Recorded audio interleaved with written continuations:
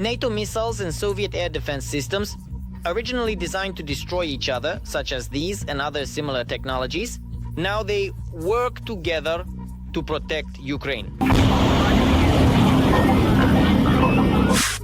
The unique FrankenSAM project, implemented by American allies, allows the Ukrainian armed forces to acquire dozens of modern air defense systems, capable of shooting down both the hated Shahed drones and cruise and even ballistic missiles. And it's not about another delivery of new expensive installations. It's our domestic systems that have learned to fire high-precision Western missiles. What is this hybrid air defense capable of? That's what we'll discuss today in Arsenal. Any innovation, first and foremost, must indeed solve an urgent and pressing problem. This is the first rule of marketing. The American FrankenSAM project, DMI, is no exception. The joint Ukrainian-American project FrankenSAM is coming to an end, you know? This is how the cheerful Ukrainian engineers named the process of reviving dead anti-aircraft missile systems, our old ones. So to speak, they are breathing new life into them. The intensity of the war in Ukraine has long shown the Allies it cannot be won with stockpiles from warehouses alone. This concerns not only tanks and shells, it also involves ammunition for Ukrainian air defense systems, predominantly from the Soviet era. In Ukraine, as well as with our partners, international partners, there is no production of anti-aircraft guided missiles used by the Buk missile systems. And therefore, speaking about short and medium-range air defense systems, we are also talking about the fact that a deficit may arise, and in principle it is already arising, a deficit in the use of Soviet-style missiles on Soviet installations. The installations exist, but there is a lack of missiles. The solution was obvious, to find air defense systems with similar operating principles and attempt to integrate Western missiles with Ukrainian complexes, which American engineers successfully accomplished. This primarily refers to the modifications of the Buk air defense systems in Ukraine, which have been adapted to use Sea Sparrow missiles. Frankly speaking, the solution was not new. As early as the late 2000s, Poland carried out a similar modernization in its forces.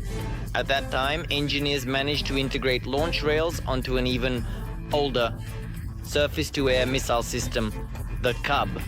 Poland at one time similarly managed to modify its Cub surface-to-air missile systems, which are the predecessor of the Buk, to use Sea Sparrow missiles, specifically Sea Sparrow.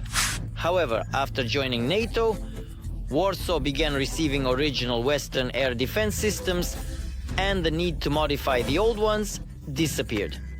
A similar fate befell the Czech project by the company Ritia, presented in 2011. At that time, the same Cub was successfully combined with the launch containers from the Aspide missile system. The updated installations also did not find demand in the future. However, according to analysts, those solutions form the basis for today's modification of Ukrainian Buk systems. Beach, Buk is a great system. We have 42 of these systems available, but we critically lack missiles.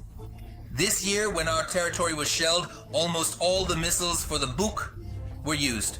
Now, let's talk a bit more about what our Buks will be firing. Surface-to-air missiles with radar guidance. Sea Sparrow. Developed back in the early 60s, they are nevertheless still very much in active service with NATO forces and perform their tasks excellently and efficiently. They have been regularly upgraded, improved, and their characteristics enhanced. As of today, these are missiles capable of destroying targets at altitudes up to 15 kilometers, even slightly more than 15 kilometers, as well as at distances up to 30 kilometers. This is a quite effective means of short-range and medium-range engagement. The transfer of these missiles to Ukraine was first announced early this year,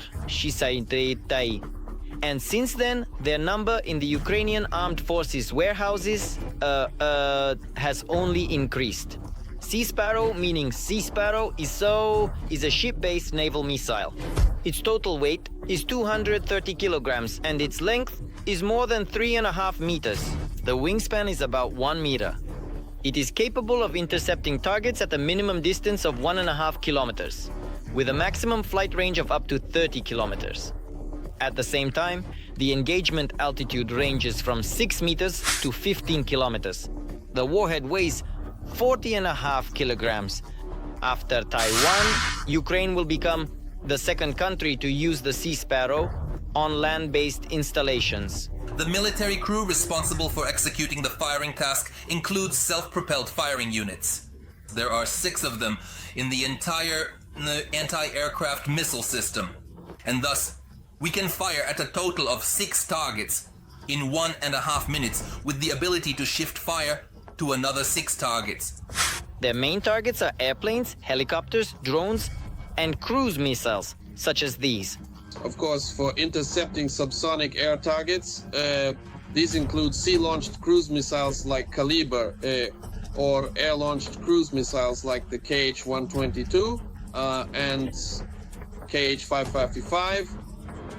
Furthermore, additionally, they can incredibly intercept missiles with a flight speed of up to 2 Mach, which is incredibly high in speed and precision. However, considering the missile's flight speed of 3.5 Mach, which is more than 70 kilometers per minute, our books now become a formidable weapon even against Russian ballistic missiles. Another variant of the modernized air defense systems will consist of Soviet radars and AIM-9M air-to-air missiles with similar characteristics. Moreover, their installation on the mobile track platform of the Buk air defense system opens up a multitude of new possibilities for air defense crews. These systems can be deployed not only in the rear areas of Ukraine and Ukrainian cities, but also brought closer to the line of engagements. As part of the FrankenSAM project for the modernization of our air defense systems, it is known that 6 Buk systems have been modified. There are another 17 inline that Ukraine is ready to hand over for upgrading. In total, the Ukrainian armed forces have about 70 such anti-aircraft missile systems, which will likely also undergo modernization and be put into service, equipped with Western missiles.